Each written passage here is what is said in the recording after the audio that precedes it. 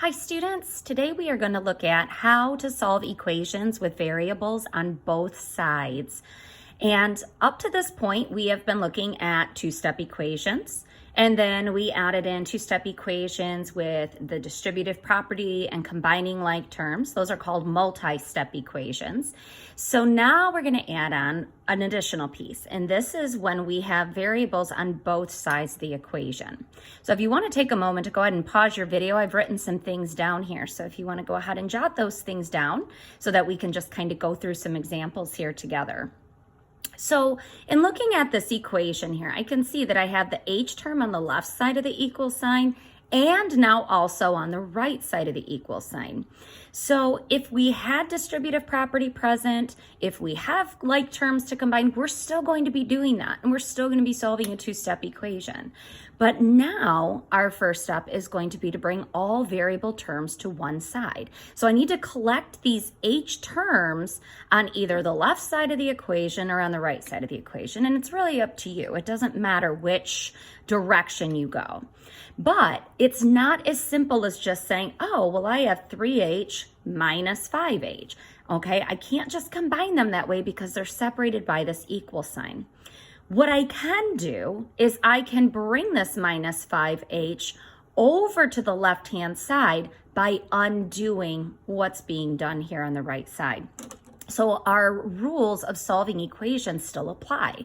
And then what you do to one side, you have to do to the other side, okay? So what I'm trying to get together here is this 3h and this minus 5h. So again, there is that negative sign in front of the 5h, so we want to make sure we keep it there. Okay, so I want to combine these like terms, but in order to do that, I've got to get this minus 5h over here to the left, or I could bring the 3h over to the right. Again, it doesn't matter which direction you go. So in order to bring this minus 5h over to the left side of the equation, I've got to do the opposite of what's being done. So I need to do the opposite of subtracting 5h, which would be adding 5h. What you do to one side of the equation, you also have to do to the other side of the equation, just like what we've been doing. If you want to put up a wall at your equal sign, you can go ahead and do that. Okay, and so I am adding 5h to both sides of the equation. So what will happen over here on the right is I'm going to have a minus 5h plus 5h, and those are actually going to cancel out. So on the right side of the equation, I'm going to be left here with just negative 1. Let's take a look at the left side of the equation. I have 7 plus 3h plus 5h. So 3h and 5h are like terms, right? So I can go ahead and combine those together. So on the left side of the equation, what I'm going to have here is 7 plus, and then this is going to give us 8h. So the left side of the equation will say 7 plus 8h equals negative 1. Now it's just a two-step equation that we just need to follow our steps to solve. So undo any addition or subtraction first, okay, by doing the opposite. So subtracting 7 from both sides is going to be our next step to undo that addition by 7. So 7 minus 7 is going to cancel, leaving us with positive 8h on the left side, equaling, and then we have negative 1 minus 7. That's going to give us a negative 8. So we have 8h equaling negative 8. Last step here, we need to undo this multiplication by 8. So we divide by 8, and what you do to one side, you do to the other side.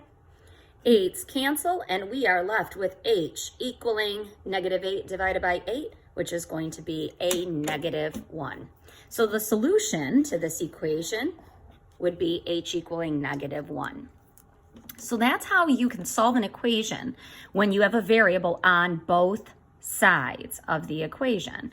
Okay, so again, that new first step, bring all your variable terms to one side.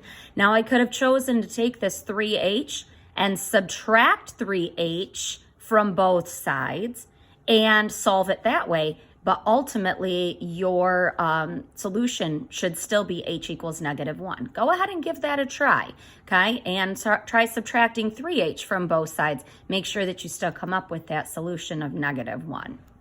Let's take a look at one more example here together. So in this second example, I can see I've got a 7b on the left side of the equals and then a b on the right side of the equals. So again, I'm solving an equation with variables on both sides. I have no distributive property here, okay, so I don't need to worry about simplifying that. So I'm going to go ahead and start by bringing all my variable terms to one side. So I can either subtract 7b from the left side and bring it to the right, or I can subtract b and bring it over to the left. I think that's going to be easier because then I'm going to be able to avoid some negative numbers. So again, it doesn't matter which way you go though. So I'll go ahead and put up your wall, and I'm going to go ahead and undo this b. I'm going to bring this over to the left side by subtracting it, because b minus b is going to cancel out. And what you do to one side of the equation, you have to do to the other side. Okay, so I'm going to subtract b from both sides to bring it over to the left. All right, let's simplify what we have here. So on the right side of the equation, I'm left with 10. On the left side of the equation, we have 7b minus, remember this is like an invisible 1 there. So it's like 7b minus 1b, which is going to give us 6b, and then we have this minus 2. So 6b minus 2 equaling 10. So now again, we're at our basic two-step equation where I'm subtracting 2 and multiplying by 6. So now I need to undo both of those steps.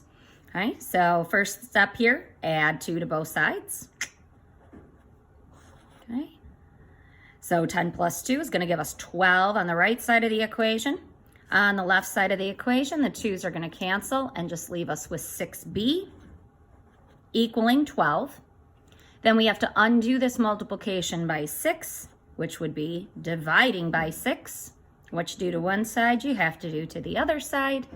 6's cancel here, leaving you with b equaling 12 divided by 6, which is 2. Okay? And again, if I had instead taken and subtracted 7b from both sides and solved the equation that way, you should still end up with the solution b equals 2.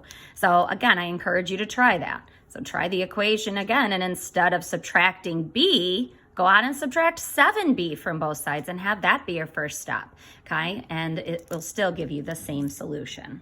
So in the next video, we're going to be looking at story problems, how to write an equation and then solve it in terms of real world problems in the next video. If you have any questions, as always, please contact your teachers and let us know what we can do for you. See you guys in the next video.